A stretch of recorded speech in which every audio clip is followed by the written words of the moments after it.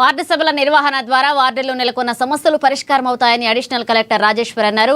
ఇక గురువారం ప్రజాపాలన ప్రగతి ప్రణాళిక కార్యక్రమంలో భాగంగా ఆదిలాబాద్ పట్టణంలోని 45వ వార్డులో ఏర్పాటు చేసిన వార్డు సభలో మున్సిపల్ చైర్పర్సన్ బండారి అనూషతో కలిసి పాల్గొన్నారు. ఇక ప్రభుత్వం ప్రజల సంక్షేమం కొరకు ఎన్నో పథకాలు అమలు పరుస్తుందని, అలాగే ప్రజలంతా ఆ పథకాలను వినియోగించుకోవాలన్నారు. క్రమం తప్పకుండా నిర్ణీత వ్యవధిలోపు వార్డు సభలు ఏర్పాటు నిర్వహించి స్థానికంగా నెలకొన్న సమస్యల పరిష్కారానికి కృషి చేయగల గ్రామ సభలు నిర్వహిస్తామన్నారు. ఇక ప్రభుత్వ పథకాలకు అర్హులు దరఖాస్తు చేసుకోవాలని చైర్పర్సన్ అనూష కోరారు. ప్రజల నుండి పలు పథకాలు దరఖాస్తులు స్వీకరించారు. చేపట్టిన 99 యాక్షన్ ప్లాన్ లో భాగంగా ఈరోజు మన వార్డులో ఈ ప్రోగ్రాం ఏర్పాటు చేయడం జరిగింది.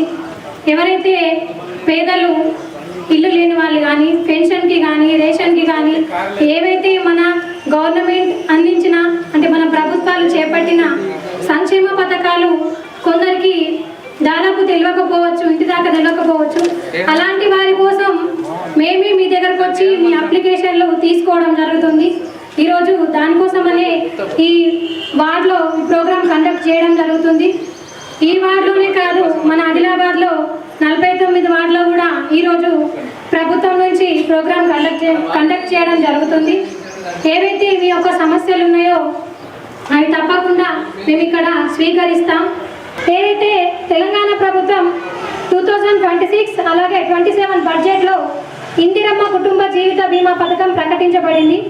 ఈ పథకం ముఖ్య ఉద్దేశం ఏమిటంటే కుటుంబ యజమాని అకాల మరణం చెందితే ఆ కుటుంబానికి ఆర్థిక భరోసా కల్పించడం.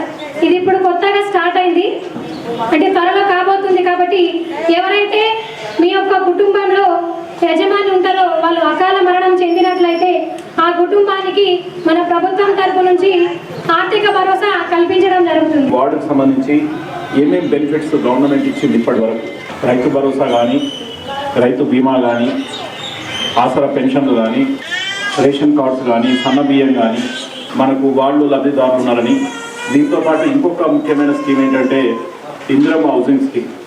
ఈ రకంగా దాదాపుగా ఒక 6,000 ఇళ్ళు ఈరోజు ఆదిలాబాద్ కాన్స్టిట్యూన్సీలో నిర్మాణం ఉంటే అందులో సుమారుగా 1,600 ఇళ్ళు టౌన్లోని నిర్మాణం. ఇందులో మన కొత్తకోట రాబోతుంది, మరొక 4,500 ఇళ్ళు వస్తాయి. దాంట్లో మరొక 1,500-1,600 ఇళ్ళు మన మున్సిపాలిటీకి తీసుకుంటాం టౌన్లోని నిర్మాణం.